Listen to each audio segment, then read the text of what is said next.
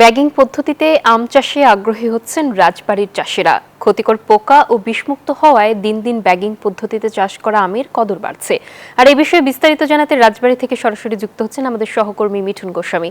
মিঠুন, আমাদেরকে জানাবেন ব্যাগিং পদ্ধতিতে আম চাষে ফলন কেমন হচ্ছে বলে জানাচ্ছেন চাষিরা।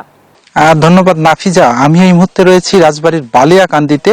এখানে যে আমের বাগানটিতে আমি রয়েছি, যেটি আপনি আমার পিছনে দেখতে পাচ্ছেন, এই বাগানটি একটি যুবক আসলে চাকরি না করে কিন্তু তিনি এই আমের বাগানটি করে, এবং এখানে কিন্তু গত বছর থেকে তিনি এই ফুড ব্যাগিং পদ্ধতিতে কিন্তু এই আমের চাষ করছে। এতে করে কিন্তু তিনি বলছেন যে আসলে যাতে করে বিষমুক্ত আম সরবরাহ করা যায় ক্রেতাদের মাঝে, ঠিক সেই জায়গা থেকেই কিন্তু তিনি এখানে এই আমের বাগানটি করেছেন। গত বছরও তিনি লাভবান হয়েছেন। তিনি আমাদেরকে জানিয়েছেন গত বছরের থেকে কিন্তু এবছর তার ফলন কিন্তু কয়েক গুণ বেড়েছে।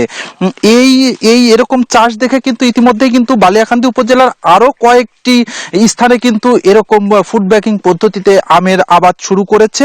আমরা এই কৃষকের সঙ্গে কথা বলেছি, তিনি আমাদেরকে জানিয়েছেন এক একটি ব্যাগিং করতে তাকে কিন্তু 5 টাকা খরচ হয়, তবে এই ব্যাগটি কিন্তু 2 থেকে 3 বছর কিন্তু এই ব্যাগটি থাকে, এবং এর জন্যই কিন্তু তারা খরচ যেমন সাশ্রয় তেমন কিন্তু সম্পূর্ণ বিষমুক্ত এই আমটি কিন্তু ক্রেতাদের মাঝে সরবরাহ করতে পারছে বলে তিনি আমাদেরকে জানিয়েছেন। এছাড়াও কিন্তু তিনি আমাদেরকে জানিয়েছেন যে আমটি কিন্তু ইতিমধ্যেই কিন্তু হারভেস্টিং শুরু হয়ে গেছে, তবে ক্রেতারাও কিন্তু ইতিমধ্যেই এই বাগানটিতে আসছে এবং বাগান থেকে সরাসরি কিনছে। অনেকেই আবার কিন্তু অনলাইনের মাধ্যমেও কিন্তু এই আমটি কিনতেছে। এতটুকুই ছিল আমার কাছে এই রাজবাড়ীর বালিয়াকান্দি থেকে ফুড ব্যাগিং আম পদ্ধতির সর্বশেষ তথ্য।